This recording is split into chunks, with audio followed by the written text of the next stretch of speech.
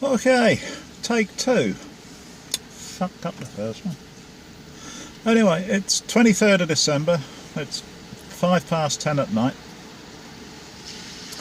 And ordinarily it's fairly busy, but we're the day before Christmas. The anti-penultimate, so to speak. There's been some quite major happenings in the last few months. In short, we've had a fuck of a year. My wife Kirsten had some difficulties with her primary biliary cholangitis. In short, it's to do with the bile ducts collapsing in her liver and the transportation of bile.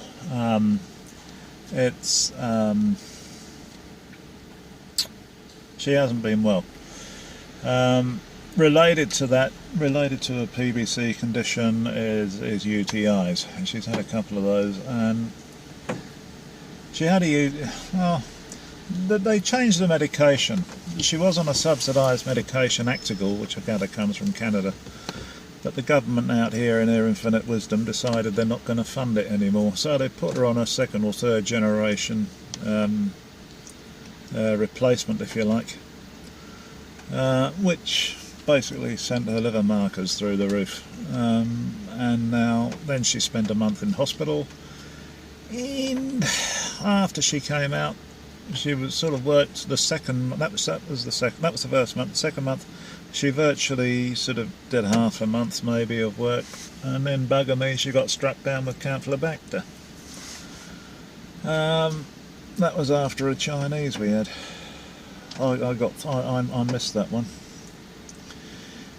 But then she came out and sort of did partial fortnight on that second month, or third month, I can't remember, whatever it was. And she's then gone and had a massive kidney infection. Now, before she went into hospital with a massive kidney infection, I nearly got taken out by a red light runner. I had a passenger in the car with me. But major intersection, fly over to my right, traffic lights down the bottom of it, and someone went straight through on the red. I'd got the green, and my grill hit his rear end, just behind his back wheel, sent him on a 90-degree spin. But by the time I'd backed down the intersection to see if he was alright and get his details, the arsehole had pissed off.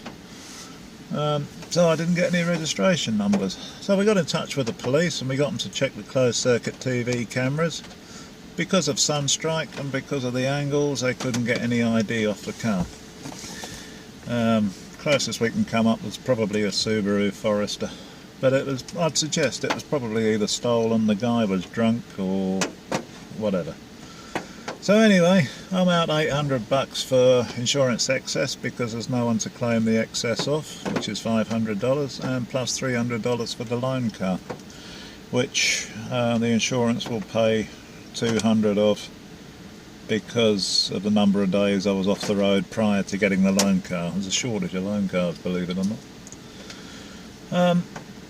When I say loan cars, the people that do maintenance work on the taxis for us, they usually have a supply of cars, half a dozen cars that are fitted out, ready to roll when they're needed, when they're working on the guy's car.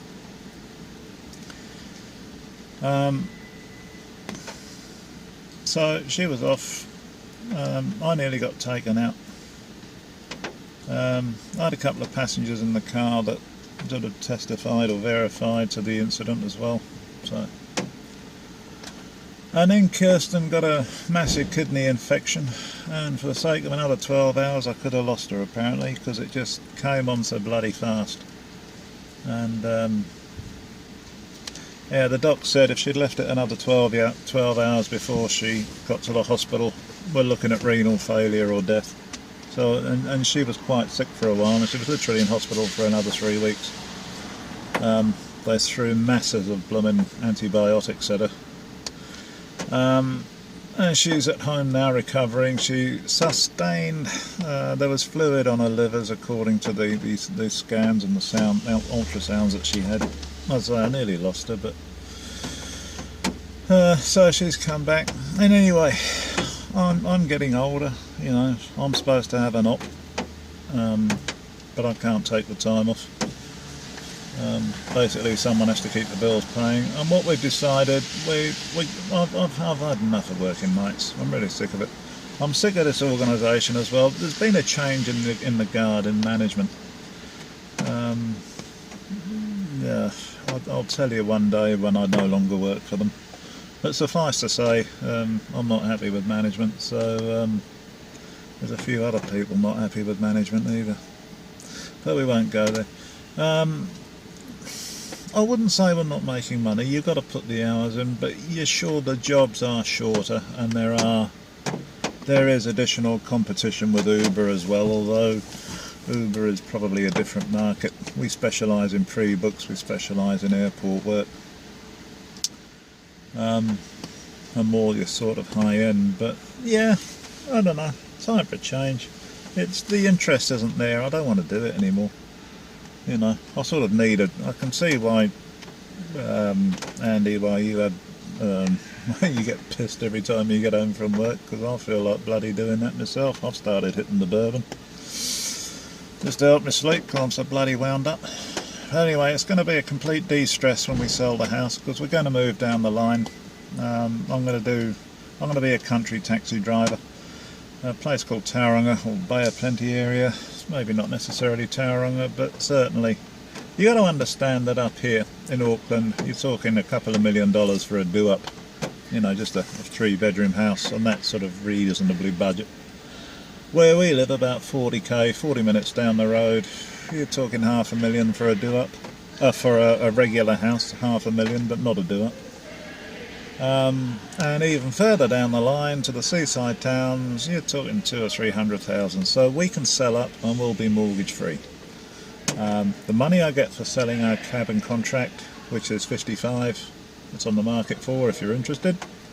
That's going to go to purchasing shares in a taxi contract down the line, and the money I get for the car, that'll go on to buying I'll probably get a year-old Camry or something, a Camry hybrid, whatever, but not one of those bloody pokey little Priuses, just a, you know, probably the saloon version, the sedan version. So yeah, there you are. That's what we're going to do. And we'll be mortgage free, and Kirsten's health will either get better or it won't. If it doesn't, well then it's, you know, only my income that's needed, and if it does, well, she can get a job and we'll probably upgrade. Whatever. So it's all in the lap of the gods at the moment. We should probably, hopefully, get around 650 to 7,000 or 700 for the 100,000 for the house, and we'll probably pick up something for, I don't know, 200,000 or 300,000 down the Bay of Plenty somewhere. So there you are. So we've had a look at a couple of plots or sections, if you like, and we've had a look at a couple of houses, house builders.